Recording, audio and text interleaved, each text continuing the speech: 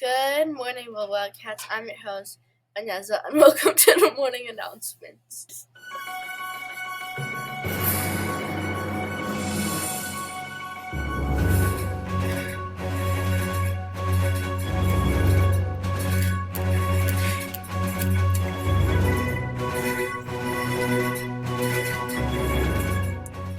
I'm your other host, Malvina. Today is Thursday, March 31st. It is a C day on our schedule. Today's hot lunch is chicken parm sandwich. Let's take a moment to celebrate and recognize important figures during Women's History Month. Today we honor Susan B. Anthony. Susan B. Anthony was a teacher, a speaker, and an American civil rights leader who fought for rights for African Americans and women. She spoke out against slavery and fought her suffrage or the right to vote for African Americans and women. Susan cast her vote in the 1872 presidential election and was arrested for doing so. Women were finally given the right to vote in 1920 with the 19th Amendment, although Susan B. Anthony had passed away in 1906. It is sometimes called the Susan B. Anthony Amendment in honor of her arduous work and steadfast beliefs regarding suffrage. Today we celebrate National Crayon Day. National Crayon Day on March 31st sparks fond memories of childhood creations in full color as we celebrate one of America's most beloved toys, the crayon. Crayons delight our senses, not just with their brilliant colors, but also with their distant smell, the feel of them in our hands, and for some kids, the waxy taste. With over 12 million made daily, one is never far from reach. So grab your box of 64 crayons, sharpener included, and get ready for some artistic expression and nostalgia. Hello, my name's Natasha Bibo, and today I'm going to read to you The Crayon Man, the true story of the invention of Crayola crayons, written by me and illustrated by Steven Salerno. Once there was a man who saw color everywhere. He noticed the yellow-orange petals of the black-eyed Susans in his garden. He marveled at the rich scarlet-red tones of the cardinal's feathers. He admired the deep blue-greens of the waves in the sea. Color made him really, really happy.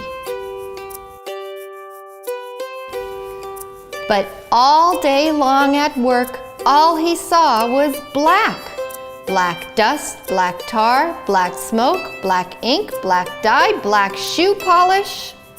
His name was Edwin Binney, and he was an inventor. He worked with his cousin, C. Harold Smith.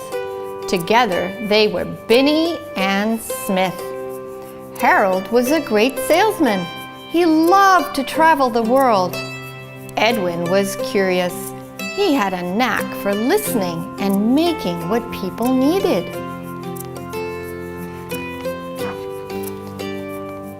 Edwin invented a new kind of inexpensive slate pencil that wrote very smoothly.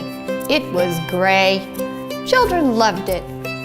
He invented a kind of chalk that wasn't dusty and didn't crumble. It was white. Teachers loved it.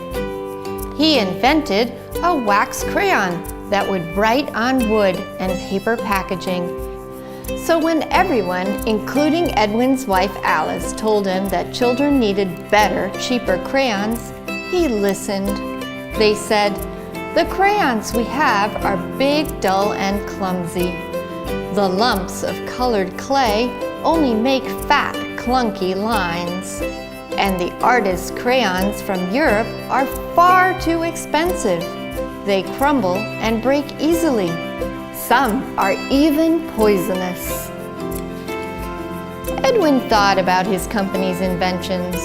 When you drew a picture with their gray slate pencil, it rubbed off at the drop of a hat. When you drew a picture with their white chalk, it smudged everywhere. If you drew a picture with Edwin's new really black crayon, it was, well, really black. None of these inventions was any good for drawing in color. So Edwin listened and Edwin invented. In a small stone mill in Pennsylvania, in a top-secret lab, Edwin's team experimented. How could they make better, stronger crayons? Melted paraffin wax? Perhaps. Now for the crayon colors. Grinding up rocks and minerals into fine powders. Mixing. Slate for gray, earth for yellow, red, and brown? Perhaps. Oh yes, and lapis for blue. Pounding, sifting, and heating the colored powders. Would they be bright enough? Edwin's team kept on trying. They kept on experimenting. They came home covered in color. They experimented some more and discovered a pinch of this pigment, a sploosh of that one, a little hotter, a little cooler, and voila, lots of different shades. Now there were greens, oranges, violets, and pinks too. Edwin came home covered in color. In a large tub at the mill, Edwin's team measured out the ingredients. Melted wax, clay to thicken, something for texture, colored powders, each in just the right amount every time to make a top secret formula.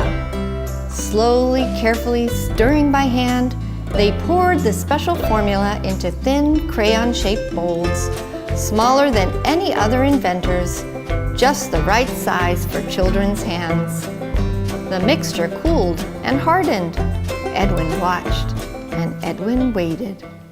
Finally, one summer evening in June 1903, Edwin came home covered in color, and he announced that he'd invented a new kind of colored crayon.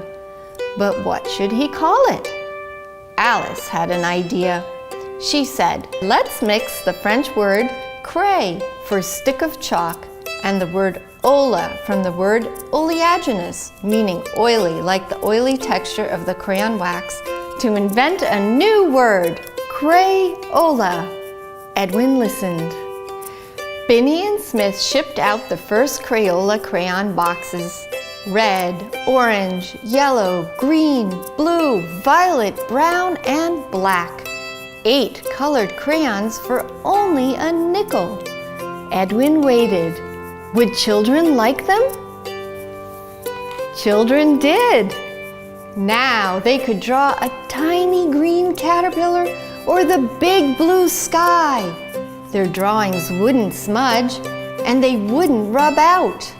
They were bright and could last a long, long time. Excitement over the new colorful invention spread like wildfire.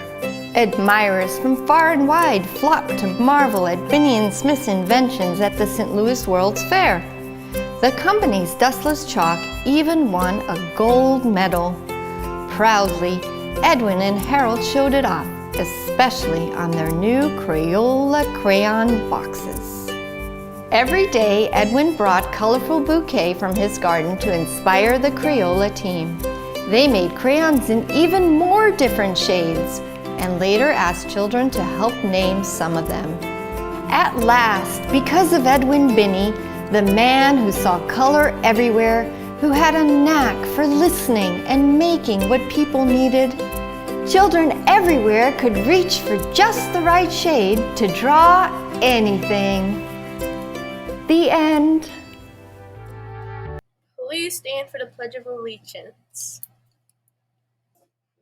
I pledge allegiance to the flag of the United States of America and to the republic for which it stands, one nation, under God, indivisible, with liberty and justice for all.